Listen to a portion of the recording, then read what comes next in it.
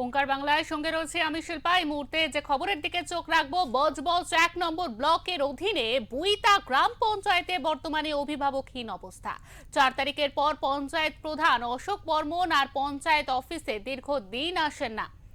এই অবস্থার মধ্যে হঠাৎ ইস্তফাও দিয়েছেন তিনি। আকস্মিক এই ধরনের পরিস্থিতিতে এবার রীতিমতো অসুবিধায় পড়েছেন এই পঞ্চায়েত এলাকার মানুষ। বিশেষ করে মহিলারা অন্নপূর্ণা ফর্ম জমা বিষয়ে ভীষণ অসুবিধার মধ্যে পড়েন। 4 নম্বর ভারতীয় জনতা পার্টির অফিসে বিজেপির কর্মীরা আপনার সহযোগিতা করার চেষ্টা করছে। এলাকার ছেলেমেয়েরা পড়াশোনার জন্য কোথাও ভর্তি হতে গেলে প্রধানের কাছ থেকে সার্টিফিকেটের প্রয়োজন পড়ে। তাছাড়াও নানা সরকারি কাজেও প্রধানকে প্রয়োজন হয়। এক্ষেত্রে অসুবিধার মধ্যে পড়েছেন সাধারণ মানুষ।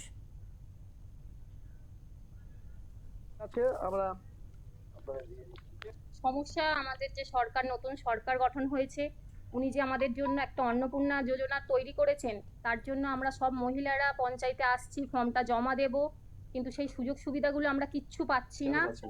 প্রধান নেই, সই হচ্ছে না, যার কারণে ফর্ম আমরা জমা দিতে পারছি না, কোনো কাজ এখানে হচ্ছে না। সেই জন্য আমরা খুব অসুবিধায় পড়েছি। প্রধান নেই বলে প্রত্যেক মহিলাই এখানে ফর্ম জমা দিতে পারছে না। সুতরাং মহিলারা পরের মাসে অন্নপূর্ণা পাবে কিনা সেটা নিয়েও সবাই একটা আছে। সুতরাং আমরা চাই মহিলাদের সেই সুযোগ সুবিধাগুলো হোক, আর অবশ্যই প্রধান যদি থাকতো সেটা মহিলাদের জন্য খুব ভালো হতো।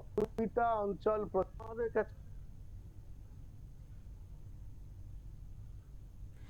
এই সমস্যার সমাধানে এবার ময়দানে নামলো ভারতীয় জনতা পার্টি। 4 নম্বর মণ্ডলের সভাপতি সমীর মণ্ডল, ডায়মন্ড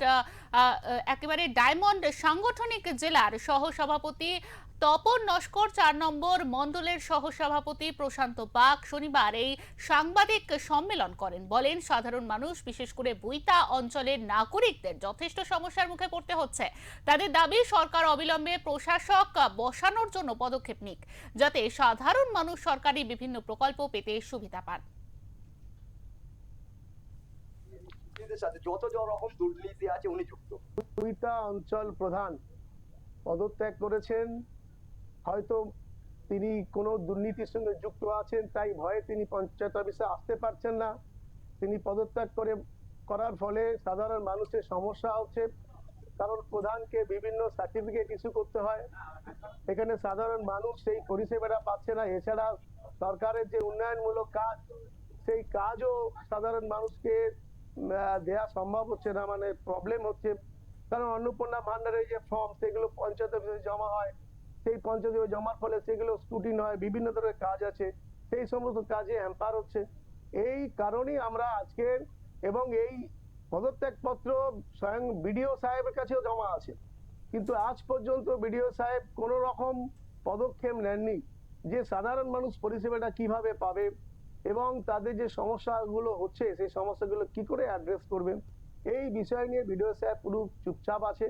আমরা তাই মানে এই সাংবাদিকদের মাধ্যমে, আপনাদের মাধ্যমে, মিডিয়ার মাধ্যমে অনুরোধ করছি, যাতে কিনা এখানে প্রশাসক বসানো হয় এবং সুষ্ঠুভাবে পঞ্চায়েত ব্যবস্থা চলে এবং সাধারণ মানুষ যে পরিষেবাগুলো তারা চায় সেই পরিষেবাগুলো সঠিকভাবে দেওয়া সম্ভব হয়।